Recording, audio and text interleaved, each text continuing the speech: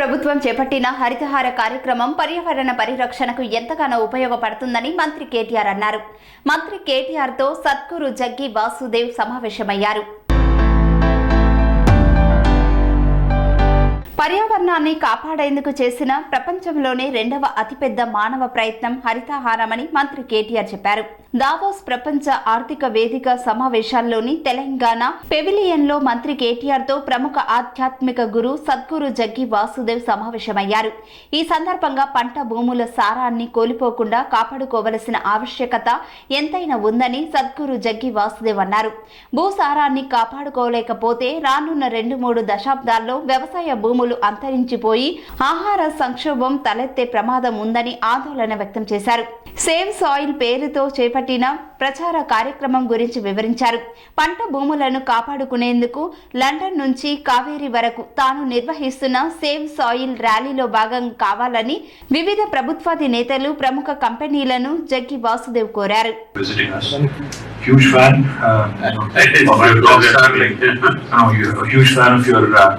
Rockstar like cult following, because you are a very different Guruji, because people look up to you, especially the youth, the youngsters look up to you, and they really take a lot of pride in supporting all the causes you champion. So, but let me quickly introduce you to my state, sir, Telangana. Telangana, as you know, is the youngest state in India. In fact, it was formed almost 8 years ago, in 2014, June 2nd. And the subject that is close to your heart is also very close to our Honorable Chief Minister's heart.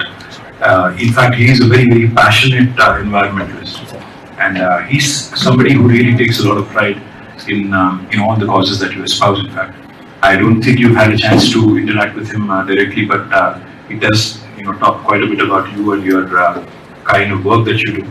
Sir, one of the things we have done, which we take a lot of pride, is a program called Haritaharam. Now, Haritaharam is the third largest effort in human history, where government of Telangana has taken it upon itself to plant nearly 230 crore saplings, almost 2.3 billion saplings.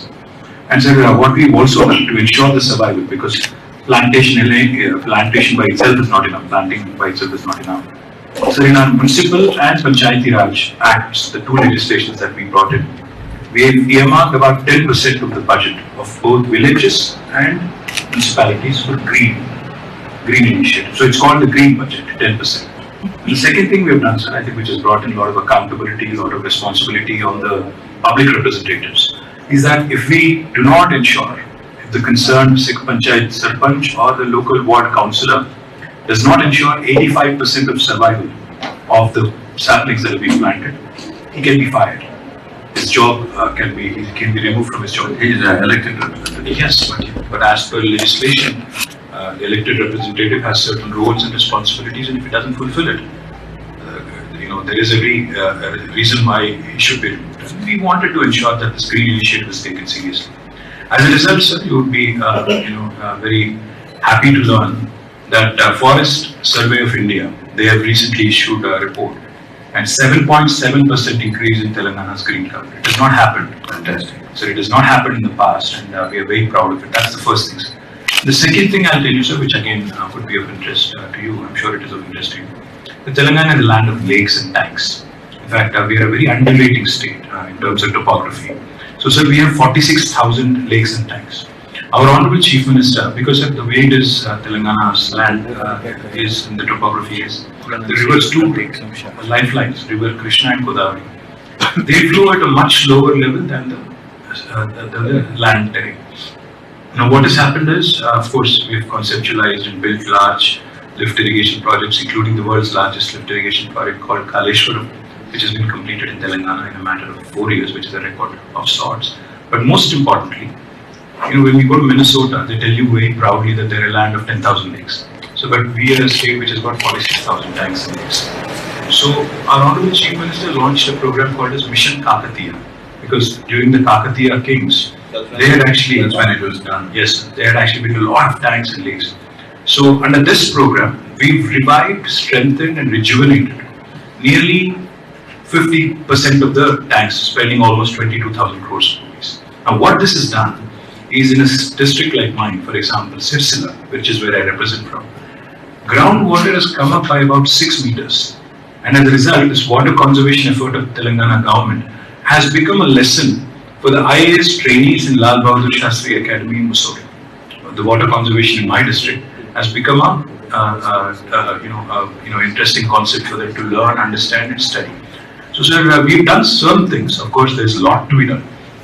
We've been also consciously trying to improve the soil health. In fact, our Chief Minister talks about soil health cards and how we need to reduce the usage of fertilizers and pesticides and ensure that soil is conserved and preserved. And more importantly, he also talks about intercropping and ensuring that we actually give soil room enough to breathe. So these are broadly some things I wanted to mention, but I would love to hear from you on your efforts for the last 30 years. Thank you once again. That's wonderful to hear, particularly the tree plantations, and similar efforts have been done in Tamil Nadu, just privately, not even involving the governments actually, because we unleashed a large people's movement in Tamil Nadu where millions of people participated.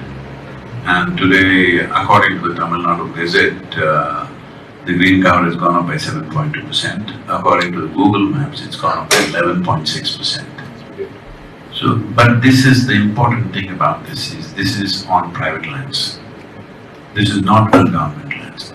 Essentially in farmlands, where we brought in what is called as tree-based agriculture in the last 27 years. Initially, we used to call it agroforestry, but then it fell under the forest department and we came under so many limitations. So we just had to rename it to fall under agriculture. And now we have tree-based agriculture and it's going very well. And we're doing this in the Kaveri Basin. It is 83,000 square kilometers of land, 5.2 million farmers, both between Tamil Nadu, Karnataka and Puducherry. So here we are envisioning to plant 2.42 billion trees, but all on farmland. And we have evolved this method of how a farmer can grow his regular crops with trees in between, which will become an extra income and becomes the source of soil regeneration. That you use the soil, you use the tree foliage to enhance the soil quality.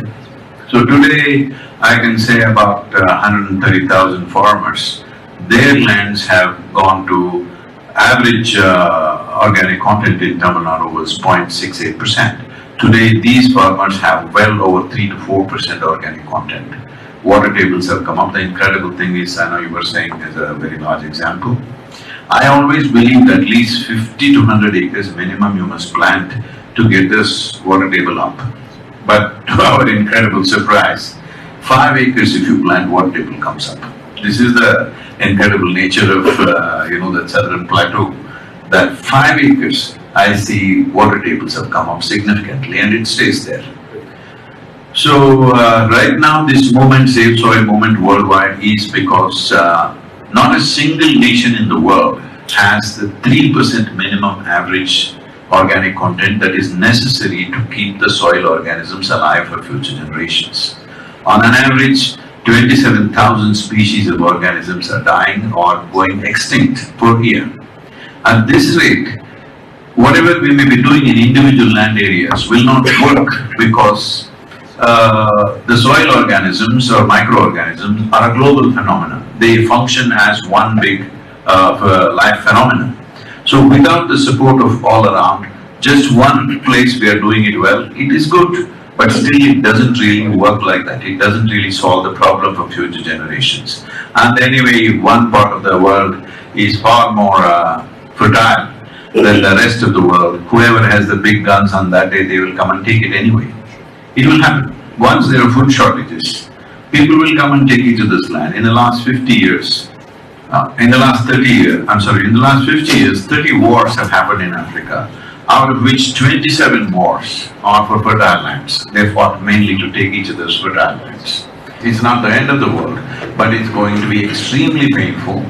And because of this 27,000 species lost per year, right now if you attempt regenerating the soil on the planet with the right kind of policies across the world, in 10 to 15 years' time, we can make a significant turnaround. But if you allow this to go beyond 30 to 40 years, After that, if we try to regenerate, it is said it will take 150 to 200 years. So this will be an incredibly painful phase for humanity, and nearly a quarter or a third of the population may die because of these things. More than that, the chaos that will happen when there are food shortages, civilizations will collapse. They're expecting dozens of civil wars by 2035. And famines will not… Famine means people think it will happen in Africa or somewhere else. No. They're saying Illinois will have a famine by 2035. So, this is where we are going, because the average organic content in the world has come down significantly. In India, average is 0.68%, which is very, very low. This is one of the most fertile lands. Godavari, Kaveri, Ganga has yielded, it has bred a whole civilizations. But today we have brought it to this place. So what we are striving for is that everywhere in the world, as there are urban laws in a city, see, if you have 10,000 square feet of land here, you cannot build a 10,000 square feet building. There is some law, 6,000–7,000 you have to build and leave some space. But if you have 100 acres of land, you can plow every inch of the land. If you want, you can turn it into a desert in the next 10–20 years' time. There is no law. So we are trying to bring a law, incentive-based law, that if you own agricultural land, it's your responsibility to have minimum of 3% organic content. So for this, initially it takes incentives. Then once they reach that 3%, there is a carbon sequestration that's happening because of that, so we must crack the carbon market. The next thing is, suppose, let's say a fruit or a vegetable, let's say an apple. This comes from 1% organic content, means what micronutrients it has. 3% means what it has. Everybody knows this, there is enough science about it. So with that much extra micronutrients, what are the health benefits you get? What are the preventive health benefits you get? What are the benefits in terms of less stress on the healthcare system? What are the benefits in terms of number of man-days not being lost? Or, a population which is more healthy, naturally is more productive and more creative. All these benefits are there. Suppose it's 6% organic content, it will sit on a higher shelf in the marketplace. So the farmer should get 3 levels of incentives. One directly from the administrations, next from the carbon market, next from the marketplace. If we don't do this now and enhance farmers' income, because we have made some kind of a survey in the country where right now 62% of the population is in farming. Not even 2% of the farmers want their children to become farmers. This is one thing is the lack of income. It's not lucrative enough to stay there. Another thing is this compulsory education.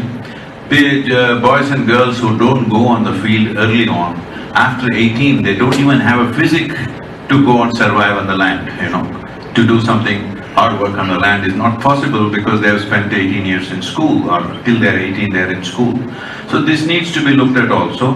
But the most important thing is a farmer should earn as much as a doctor, engineer, lawyer, whatever drives people into the urban centers. They must earn at least that much. Only then we will have farmers in the next 30 years. Otherwise we will be in a serious peril of not having enough people who know how to farm. My experience of things is, even people who have done MSc in agriculture cannot grow a single crop. Farmer has an intrinsic knowledge about how to do this, which we are ignoring as not valuable, but we will know the value when there are food shortages. So this is, I'm doing a 100-day journey from London to Kaveri, which is about 30,000 kilometers. I've already completed 25 nations. I'm in Dubai right now. Tonight I'm going back and continuing the journey. So going to Muscat, and from there I'm taking, along with my motorcycle, taking a small boat to Gujarat, and from there I'm riding all the way. I will be coming to Hyderabad. We look forward to your We'll welcome you, of course. I will give you a policy document. Please examine that before that. This is a simple guideline document that farmers should benefit, and it should be incentivized in such a way that he will naturally want to raise the organic content. You mentioned reduction of fertilizer and pesticide. See, these are issues, but if you attempt it that way, right now I've spoken to the European Common Agricultural Policy people. See, they are talking about a very complex approach. It is very well thought out, well intentioned. I admire that. But what we need to understand is when it comes to implementation, you will not have scientists or academics implementing it. It's the farmer who implements it. It has to be simply one point, easy to implement policy. If you have 10 things to address, for example, people are saying reduce fertilizer. I have been in agriculture myself. See, if that is your field, this is my field. How much fertilizer your land demands, how much mine demands is not the same. Not always the same, I'm saying. So if you say 50% right now, you may still be able to manage crops. I may not be able to manage. Then what will I do? I will get spurious stuff from somewhere and start using it, which will be far more damaging and absolutely no control. A whole lot of unnecessary things will happen. Instead of that, if we raise the organic content, the need for fertilizer will start dropping down by itself. This whole urban idea that farmers are simply throwing fertilizer on the land and destroying the land is a silly idea, because fertilizer costs so much money. Why would farmers simply throw it on the land? They don't understand in a degraded land, unless you use a certain quantum of fertilizer, nothing is going to come out of it. And above all, in the marketplace right now, if you go to this any market here, it says this is organic. If this fruit is organic, what is the other fruit? Is it inorganic? This is all a marketing stunt. If you fix it that if it is 3% and above, what is the micronutrients? There's enough science to tell us that. If you say this is from a 3% field, people know how much to pay. If you say this is from a 6% field, they know how much to pay. Our own experience has been, if you raise the organic content in the soil to 8 to 10%, the irrigation requirement comes down to 30% of what we're using right now. 100 liters will become 30 liters. That needs to happen in India. So firstly, you're a fascinating man. You've touched upon so many subjects that I have so many things to say and so many questions to ask and so many points to make. But I'll just make three quick observations. One, talk about policy support. If you could possibly point out if there are any precedents in the world where somebody has done something which you believe is worth emulation, I think that would be a great start for us. That's the first thing I'd ask. The second thing, sir, I think every Prime Minister, every Chief Minister, dreams of doubling farmers' income. Including our Prime Minister, who talked about doubling farmers' income back in 2015. Of course, for a variety of reasons, that has not translated. But the fact is, if you make agriculture remunerative, if you make it like you were pointing out, 2% of the farmers actually want their progeny, their kids actually to continue in the same line of activity. That's primarily because it's not remunerative, it's not lucrative, it's not attractive enough, for them to want their children also to do the same.